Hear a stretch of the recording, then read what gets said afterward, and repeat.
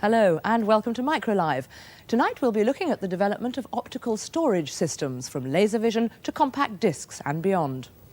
We'll be investigating the Doomsday system launched this week. It brings together a record of everyday life in the 80s on just 2 laser discs. And we visit Northampton, where computers have found a place helping to teach people with very special needs. In the early 80s, Philips launched their new form of home entertainment, laser vision. It was just like a record, but gave you high-quality pictures as well. And like a record, it could be pressed by the thousand.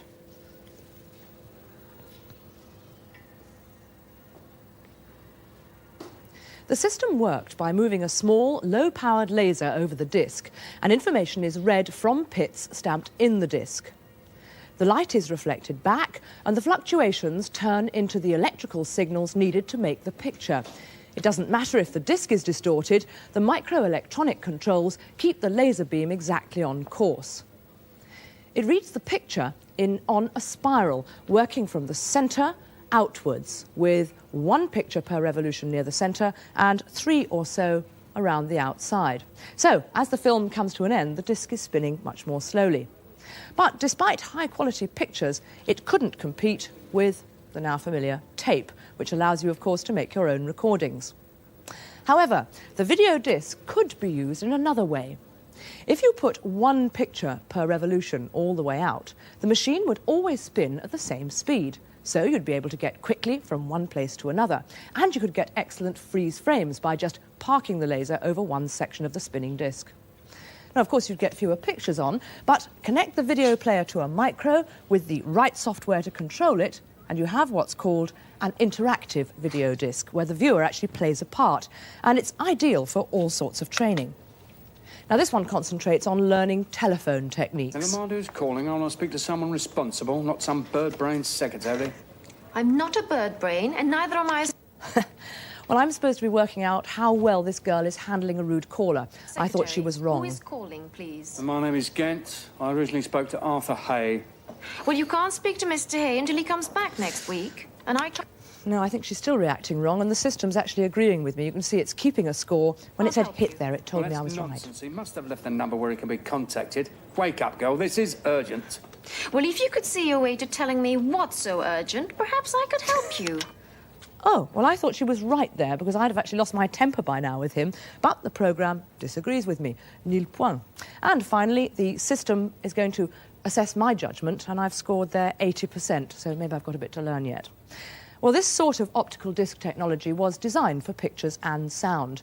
The analogue signal stored on the disc is similar in shape to the signals for FM radio, and it's coded onto the laser disc by cutting a clipped version of the wave into the track which the laser reads. As you can see, the pits on the disc are of uneven length, and when the disc is read, these are used to reproduce directly the original analogue signal.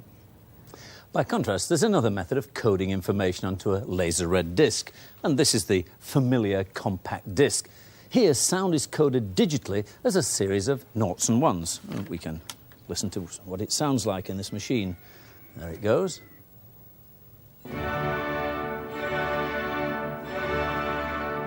The original analogue wave of the music is first cut into many sections, each of which is assigned a number, proportional to its size, and these numbers are coded onto the disc. Unfortunately, if you want pictures, it would take about 30 times as much space, but it's very efficient for high-quality sound. So a compact disc stores information as numbers. The next move was to tie this form of laserdisc into a computer, and we now have this, the compact disc read-only memory, or CD-ROM for short. One single-sided disc can store over 500 megabytes of data. Well, that's the information contained in all these books, something like 100 of them. Well, the disc itself contains a complete encyclopedia like this, and with room to spare. So I'm going to play it, put it into the machine, and switch it on. Now, the encyclopedia has 9 million words with an index of an amazing 7.5 million words, and this enables you to find any word or words in a matter of seconds. Well, I've already typed micro in here and live, and I'm going to do a search on those. And it goes away and it quickly looks right throughout this whole index of 7.5 million to see how many times micro. Micro appears 15 times. Live appears 1,573 times. Now it's trying to find out how many times micro and live together appear. Well, there's one occurrence in one article, and I can quickly look that up and show titles. And it's preparing the article titles now, and the article is on butterflies and moths. Now I can go into it and have a look at the text of this. And in a matter of seconds, up comes the text of butterflies and moths. The families of this group are often called Microlepidoptera or micro moths, so that's where the micro is. And many larvae live to enrolled up or tied together leaves. Unfortunately, that's very sad. Well, there are 9 million words and there's no MicroLive in the whole of that encyclopedia. Well, the key uses for this CD technology are those involving words because they're easily encoded. Any pictures you get on this system must be simple sketches, as video pictures take up to 8 times as much space stored in this way compared with laser vision.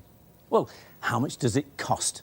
Well, it's £1,800 for the reader, £200 for the encyclopedia, and then, of course, you need the computer to go with it. Well, this week, the video disc story took another step forward with the launch of the BBC's own Doomsday Project, which set out to create a record of the United Kingdom in the 1980s. The project is a partnership between the BBC, Philips and Acorn. It consists of 56,000 stills, 26,000 maps, 60 minutes of film with sound, 30 million words and over 9,000 sets of data. And there is so much information that it would take 7 years to work your way through it. And it's all contained on just these 2 discs. There's the community disc and the national disc. Well, I've got the community disc loaded at the moment, south side up. And in fact, you'll see for Doomsday, the country divides just north of Yorkshire. So that means that I can have a look at an area just east of Manchester using this disc. Right. And down I go, and it's Glossop that I'm looking for. Now, this is a feature of the system that you can actually take a close look at any area of the country that you like by just zooming in through an increasingly large set of scale maps. Let's see if I can zoom in any more. No, the system tells me there I can't zoom any further. I want Glossop, so I'm just going to move the next map along, then I've got it where I want it. And it tells me that there's some photographs available. Now, the reason that I'm interested in this area is that up till a year ago, I used to live there, so I'm quite intrigued to see what photographs they've chosen to illustrate it. Glossop Carnival procession. Very light-hearted, but in fact it's interesting to see the sort of houses people live in, the mountains in the background. It certainly gives a flavour of the place. Let's see what else they've got on. Yeah, there's sunshine in Manchester, some of the time, and a glorious view over the Pennines. That's very typical. Doctor's Gate Path, it tells me, but in fact I'm not sure where that is, so I'm going to call up a slightly fuller description, and there it says that in the background is the Snake Road. So that gives me a pretty good clue as to where it is. And there should also be some information about this area. And this is information that's been compiled by over 15,000 schools and different community groups, local community groups. Let's pick the Snake Road, since that's what I was looking at, and see what they have to say about that. Snake Road, it was built in 1821. It was one of the last toll roads ever. Imagine paying 2.5 pence to go over that in the winter. Freezing, yep, sometimes closed by snowdrifts, but in the summer, absolutely gorgeous and admired by tourists. And there are 2 or 3 photographs, rather like those, and about 20 pages of information about any area that you choose to home in on throughout the UK. Well, I'm running Doomsday this time on a research machine Nimbus, and in here I've got the national disc loaded. It contains the cream of the country's national data archives, census data, opinion polls, environmental information on pollution and so on. There's almost 10,000 different sets of information, and you can look at the data in any way you choose. Well, it's asking me, what do you want to know about? And I've already typed in computer databases. So I'm going to attack that and see what it is. Now it's searching for the keywords, and it will search for every time that computer and databases appeared. It's gone through percentage of the search 100%, perfect matches found 3. So it's finding out the titles, and it brings out the titles. And the first 3 are where I've had a perfect match on computer databases, and the rest is where there may be something to do with computers or databases. Well, I'm going to look at one of these, and I'm going to extract this one here, and it's looking for that now. Well, this is actually going to be the result of an opinion poll on what people think about collecting the greatest amount of information on each person living in Britain and holding it on a computer database. And it should come up any minute now, and there it is. And we've got a graph here with A, B, C, and O. And what it shows is that A is they believe it's worthwhile, B says that it's, I click it in the right place, no particular interest, and C, which is the largest one over here, this C here, it's an unacceptable risk to hold all this personal data on a computer. Well, this is all the information we've got, in fact a total of 1,320 samples. And the great important thing about this is I can actually analyse it in various different ways. And if I want to find out what the age group 15 to 19 think about this, I click on that and then replot the graph. And it takes a couple of seconds to replot as the computer recalculates from the data. There it is, and I can rescale it so I can look at it more clearly. And I see quite a difference. In this case, B, which is no particular interest, is the largest single group there, although there is quite a number at C who find it an unacceptable risk. If I really wanted to go further into it, I could go back to all here, so it's the total database there, and then select out those people who've had education over the age of 20 and see what sort of difference there is there. And I ask it to replot the graph. And it takes a couple of seconds. It's replotting now. In fact, it's so big, it's off the scale. I'll rescale it again. And in this case, there are 100 total data items. And the largest one here, in fact, the people who consider it quite a threat, unacceptable risk, there's 80 of them, so 80% of the people who've had education over 20 consider it an unacceptable risk. Well, we've seen what that survey says. Lesley. Interesting. It's the combination of pictures and data and the easy way you can move between the two that makes this system so unique. And this is achieved by storing two signals on the disk. The pictures are stored as an analogue wave, just like a normal laser disc, but the part of the system which normally carries the sound is used for the digital data, and overall there's 1,000 megabytes of it. And it's not all facts and figures, there's plenty of software as well, which means you can do things, useful things, like measure distances. For instance, if I wanted to know, I'm still on the Snake Pass up here, if I wanted to know the difference between a rescue post and the farm, all I'd do is run this along. You notice the system is computing the distance for me. Actually, it's a bit like measuring with a piece of string. You see, you have to just tie it down as you go along, and there we go. The distance in kilometres is 1.33 kilometres, and if I want to convert that into miles, 0.825 miles. And it'll also compute the total amount of any defined area or perimeter that you care to mark out.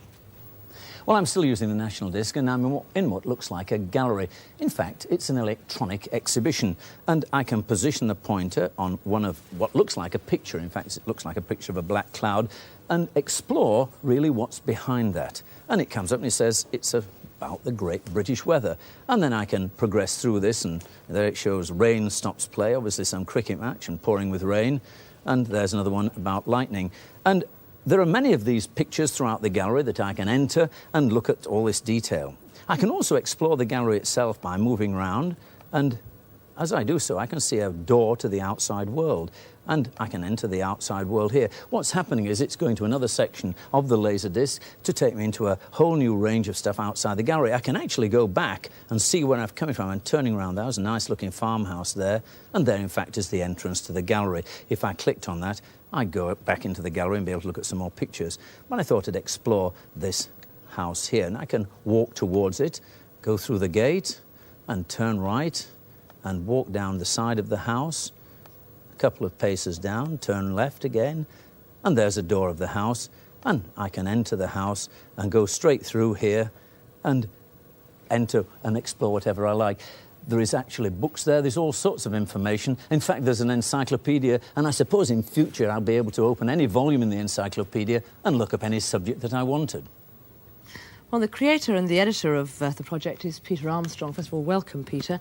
Tell me, what was it that prompted you into this project? I mean, was it that you needed to commemorate the anniversary of Doomsday, or were you looking for something to do with this technology? I think it was a little of each, actually, Lesley. I mean, it's a lovely technology for anyone who works in this field. And as a television producer, I'd always been intrigued by the question, how can a television programme be more like a computer programme? How can it be interactive like this? So we were looking for something. Then came along the possibility of marking the anniversary. And it struck us, of course, we were going to make a television series, but wouldn't it be marvellous if we could actually make for our own time something equivalent to a Doomsday book? Because I was sure that William the Conqueror, if he'd had this kind of kit, would have been absolutely thrilled to put pictures in, to put statistical data in and all the rest. That was the idea. Of course, it's one thing to have the idea. It then took a big team of people in the BBC and outside to bring it to reality. Right, well, reality it is. In your mind, what are the strengths of the system? It's very friendly to start with. It's easy to use. I think that's very important. But behind that is a very powerful system. Not just that it's 10,000 of this, and 100,000 of that, but that it brings them all together. So if you've got a topic you want to research, acid rain or something, you can go in there, you can get the latest data, you can then pull up the pictures of the trees, you can then read an article about it. So a picture begins to emerge. It's all coming from one source, which That's is right. what's so tremendous. You haven't got to dash about. Absolutely. Now, who do you see as buying this and using it? Well, it's a reference tool, first of all. So anyone who wants a picture of Britain in the 80s, perhaps say you're going into a British Council library in Hong Kong, it would be marvellous there. Libraries throughout this country. Then there's education. Universities are keen to have it already because the social science data, again, brought into one place, is just the kind of thing students need access to all the time. And then in schools, how marvellous for a teacher to be able to call up all the British animals, for example. A tremendous resource, but what about cost? For schools particularly. Yes, I think cost is always a problem with new technology. Until it really gets a currency, until a lot of people use it, it usually starts fairly expensive. But we're pretty clear that it's actually about the cheapest interactive video system you can buy. It's still £3,900 a shot, isn't it? Well, that's true. The maps on it are worth 5,000 alone. I think you have to consider it as an equation. But for schools it is expensive, and we hope that cost will come down. Very briefly, do you think the business community are going to take to it and therefore bring the cost down eventually? We certainly hope so, because things like the population census results, the demographic information on there is very useful for anyone doing target marketing or so on, or planning the distribution of their goods. We hope it could have a good use there. Marvellous. You and your team must be very proud of it this week. We're very pleased to have finished. Thanks for bringing it along anyway, Peter. Thank you. Well, all the laser technology we've seen so far has been disk-based, but Mac recently looked at another interesting new development. One optical storage device that we may soon be seeing in our own pockets is this laser card. It's just like a credit card. Well, a card like this can hold 2 megabytes of information in digitized form. That's about as much as a decent-sized novel. You can actually see where the information's been burnt in across a track here, and this is the header information to identify the tracks. Well, that information can be read by scanning it backwards and forwards in a device like this prototype reader-writer made by Canon. And the card is read or written on by a low-powered laser. Well, the gold surface between the tough plastic coating is a thin metal layer deposited photographically. Data can be printed into the card using optical techniques when it's manufactured. That's a way of getting it very cheaply as a read-only memory. So on cards like this, you could distribute large amounts of information. Let's have a look how it works. I put it into the reader like this. And I get a list of information of all the data that's on it. And I'm going to look at something which is in fact my driver's license information. Now it's beginning to read that and scan up and down the actual card itself, and it's looking at something like 2 million characters of information. So it does take a little bit of time, and there's the information. Well, reading data isn't very impressive, but what is important is that unlike your compact disc, the card can actually be written on. One of the first applications is likely to be by Blue Cross, which runs America's major health insurance scheme with 80 million members. One card could hold details of your medical history and be updated every time you have medical treatment or a checkup. It can even be used to hold X-rays and identification photographs, as well as your credit rating and so on. Well, with me today is John Mindle of Lifecard International, a subsidiary of Blue Cross. Welcome, John. Well, as it's possible to store a picture on one of these cards, I thought we'd try it out using your equipment. We're using a perfectly ordinary video camera linked into your kit, and I take this down to live picture. Now I'm going to freeze that picture, and now to save it. And it's actually starting to write on the card right now. John, what's exactly happening at this moment? Okay, the picture in the background, the larger picture, is about 100K of information. What we have done is simply compress the image down to about 10K, and that allows us to get roughly 90 of the smaller pictures onto the card itself. So that's quite important because you don't overwrite information on the card, you're actually appending it on. Right. You could actually fill up the whole card eventually, I suppose. Yes, the card is not erasable. There's a permanency to the card, and we try to make that permanency an asset. So how will this card be actually used by Blue Cross customers? Okay, in the Blue Cross Blue Shield insurance scheme, which is a private insurance scheme in the U.S., It'll be used to identify the patient physically, as you can see here on the screen. It'll also be used to identify the patient in terms of their insurance coverages, as well as certain medical information. For example, current drug medications they're on. So you'd expect all 86 million eventually be carrying around their medical records in their top pocket. They could go into any hospital, produce it, and it would show all the information. Oh yeah, it'll take some time. We're starting in the state of Maryland with 2 million people later this year, early into '88. And then we'll be moving into the state of Ohio with 4 million people. What other applications do you see for this card? Well, I mean, there are many applications for the media itself. Just as you can see, the imaging is completed. The imaging itself is an application, a high-security ID card, military applications, public education applications, and learning. Well, we've stored the actual image. Let's go and see if it's really there. And it's cleared the screen, so now it's beginning to read it back. Now it's stopped. What's caused that? What we're doing here, again, as you mentioned, it's a prototype. We're adjusting for errors in the media, in the card itself. And it just, basically, it readjusted. It found an error, a bit error on the card, and wrote over top of it. So it keeps on scanning until it's got it correctly, does all its corrections. Exactly. And we've now got a perfect picture. That's very impressive. But I saw this card some years ago, and I've never seen a commercial reader for it. What's been holding it up?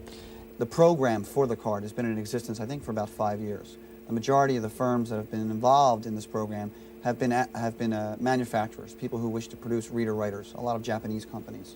We were the first company that actually had an application for it. So what we simply did was we went into the marketplace and put out a purchase order for 12,000 reader-writers, and lo and behold, they're in front of you today. We've seen lots of new technologies sort of come up and then suddenly disappear. What makes you think this is going to be successful? I think that the media, laser card media, will succeed in the marketplace on its own merit because of two things. One is the concept of the medium. The medium is a card.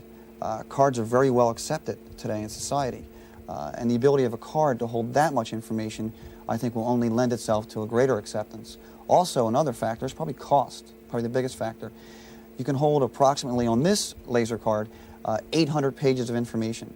We are now experimenting with prototypes like the Canon unit on 220 megabyte laser cards, which is 200 times the capacity of current technology. Why would anybody want to carry around 220 million characters of information? That's almost more than I've ever learned in my life. Well, if you ever tried to carry the Encyclopedia Britannica to college or after university, you need an automobile for it in and of itself, whereas you could have it on one card. There's a lot of applications, electronic publishing. It's actually, I think, the higher-end megabyte storage on a card really is a true compact disc as compared to the CD you're playing with now. John, thank you very much. My pleasure.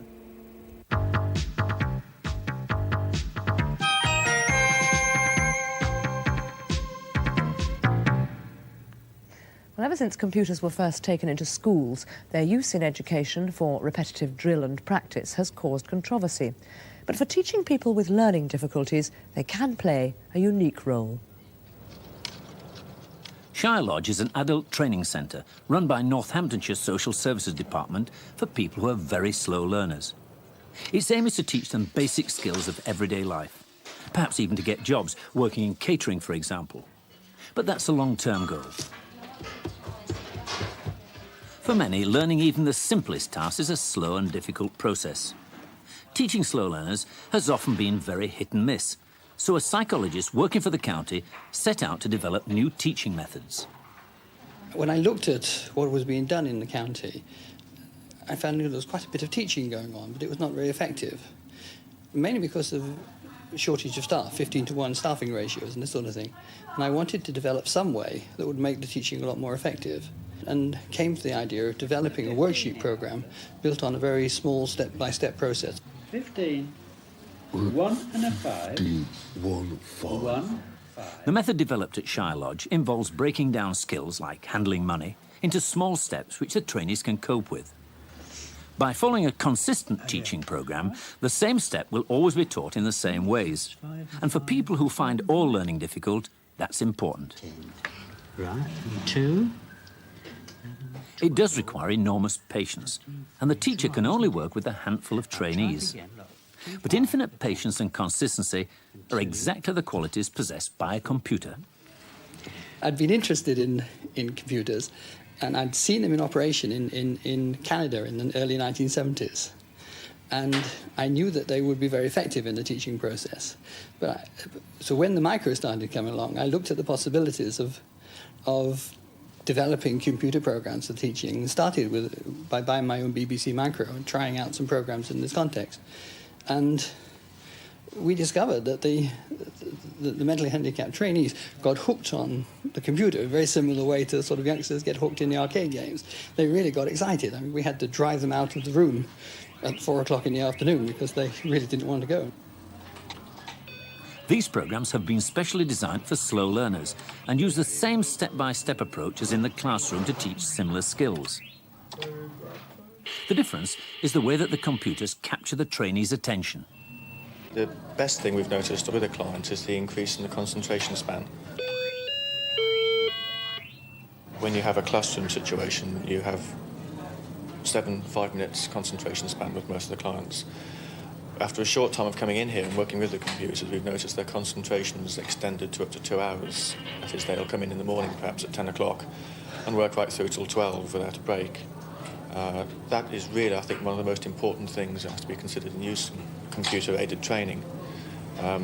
It makes life a lot easier for them as well because they're able to absorb more in a given space of time, and with that comes a sense of achievement. To be effective, the software has to be well produced. Educational material written by amateurs, however well-meaning, can be worse than useless. But there is a problem. The market is simply too small for a commercial company to make a living. Mike Santoro is a professional programmer. Yet 2 years ago, he'd never touched a computer. He's employed at Nordis Industries, a sheltered workshop in Northampton, which exists to provide jobs for disabled people. Most of its work is fairly traditional, like making street signs. But 2 years ago, it started its own software company, the first of its kind in the country. So far, 3 disabled people have been trained as programmers. Today, Nordis Software successfully sells a range of educational programs based on the methods pioneered at Shire Lodge. This is only possible because the workshop is subsidised by public funds. I've been here nearly 2 years now, and I've learned how to write in BASIC, I've learned how to program, and Nordis has done a lot for me. I don't think I would have got a job as quickly as I would have done it had it not been for Nordis. With the present situation of unemployment, for the disabled it's very difficult. There is a prejudice against employing physically handicapped people, which means that they tend to finish up doing jobs much lower in status than they're actually capable of doing. So we aim to, by the time they leave us, that they really will be well-trained programmers and have some proof of their capabilities. Properly used, computers can help people with learning difficulties. The problem has always been getting the right software. Northamptonshire Social Services have found their own solution, helping themselves. We were hoping to have an interview with Kenneth Baker tonight, but because the Secretary of State couldn't make it, we expect to speak to him later in the series. Until next week, good night.